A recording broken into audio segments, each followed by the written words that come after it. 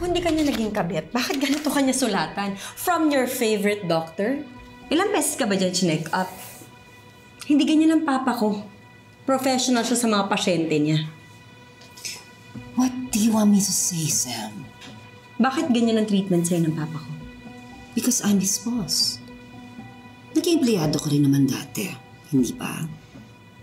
Don't tell me na hindi ka man lang nagsip-sip sa boss mo kahit minsan. No. Never. You got that attitude from Mercy. In the few times na nakasama ko si Doc Orly, he was very cordial. Kaya gustong-gusto siya ng mga minero ko. We were all devastated na malaman namin na nag-overdose siya sa heroin.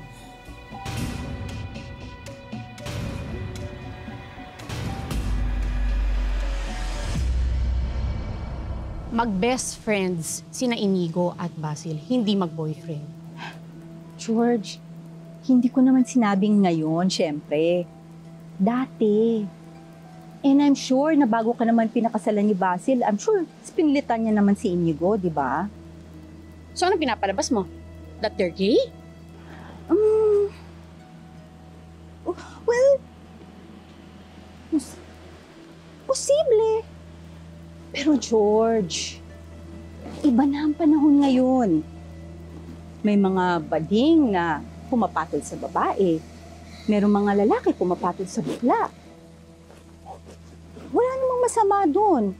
I mean, no judgment ha. Kasi hindi ako judgmental. Pero yung si Inigo, parang smell ko siya. Na ano? Yung itsura niya. George. Yung kilay na lang niya, di ba? At saka, si Basil, parang... Ano? Parang...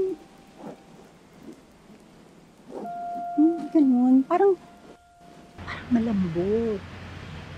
Parang pumipilantik yung mga daliri. Malamya. Hindi bakla ang asawa ko.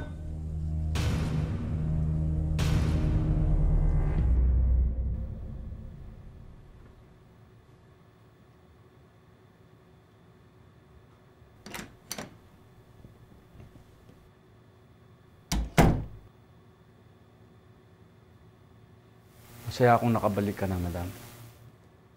Kaso, may panibagong problema. I know. Si Sam. She thinks I had an affair with her father. Iniimbestigahan din niya ang pagkamatay ng papa niya. Gusto niyang malaman kung anong nangyari noon.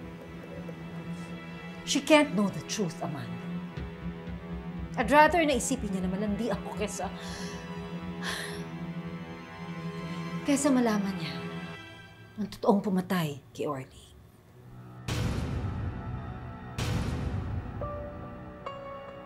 Straight si Basil. Gusto niya magkaanak kami. George, marami akong kakilala. Mga bading. Pero may mga pamilya sila. May asawa, may anak. No judgment there, ha? Hindi ako judgmental.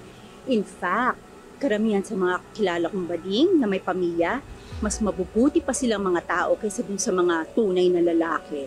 O hindi ako talaga judgmental, ha? You are being judgmental. Iniisip mo, bakla yung tao.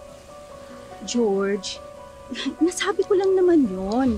Pero okay lang kung hindi ka naniniwala.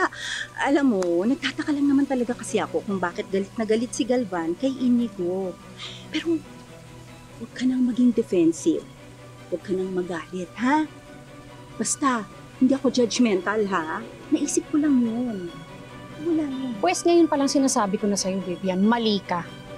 Totoong lalaki si Basil, okay? Asawa ko siya, mas kilala ko siya. Okay, fine.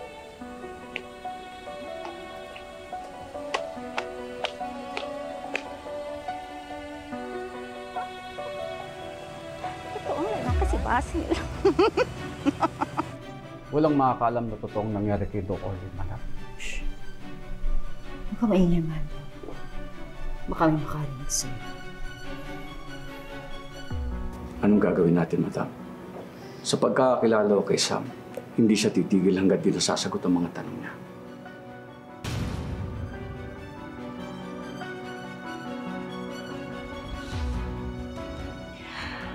I will give her the closure she wants.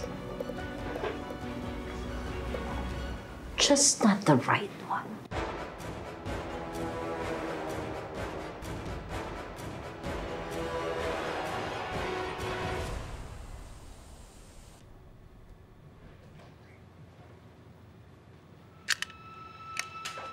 Marami akong kakilala, mga badni. Pero may mga pamilya sila, may asawa, may anak. Nak?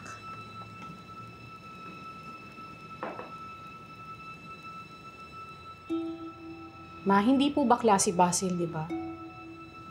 Ay, nako, nak. Pwede ba tigilan mo na yung pakikipag-usap mo kay Vivian? Alam mo, nagbabait-baitan lang yon. Ang ahas, kahit magpalit ng balat, ahas pa rin. Tignan mo, naku, nalasa na niya yung utak mo. Ma, di ba hindi po bakla si Basil? Hindi, anak. Nagpakasal kayo. Magkakababy na kayo.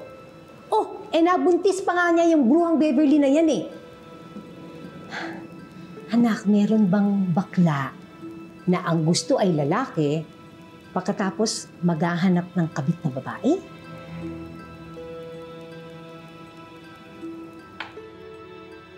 So, hindi po totoong sinasabi ni Vivian.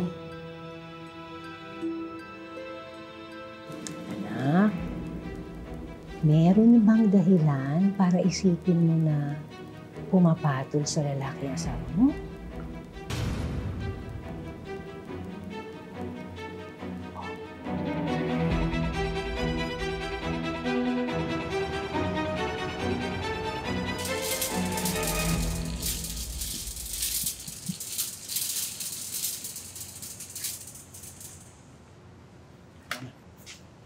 Familiar kayong dalawa sa akin.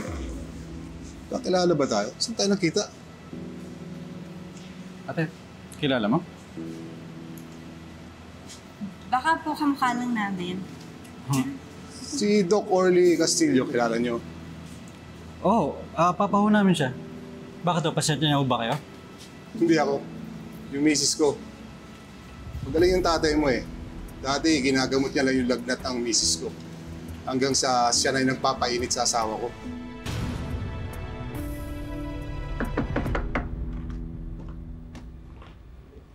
Inigo, are you gay?